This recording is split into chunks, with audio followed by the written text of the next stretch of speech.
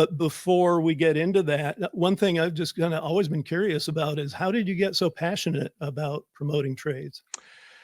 Well, it's funny. In a way, it's like the frog in the boiling water. I mean, I didn't wake up one morning just fully afflicted with the desire to close America's skills gap and make a more persuasive case for millions of jobs that nobody seemed to want. That basically happened over the course of getting Dirty Jobs on the air and then watching that show grow over the years.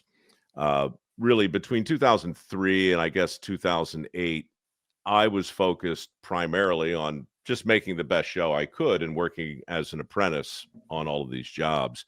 Right. And then the country went into a recession.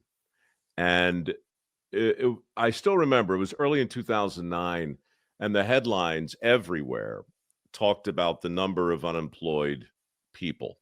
And it went up really every week, sometimes every Mhm. day. But the crazy thing was on Dirty Jobs, virtually everywhere we went, we saw help wanted signs.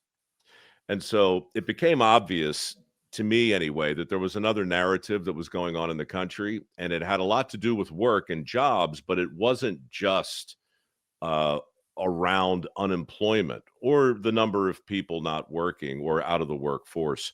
It was really about the number of open positions that companies were really struggling to fill, mostly in the skilled trades area, manufacturing and so forth. At the time, I think there were maybe 2.3 million open positions.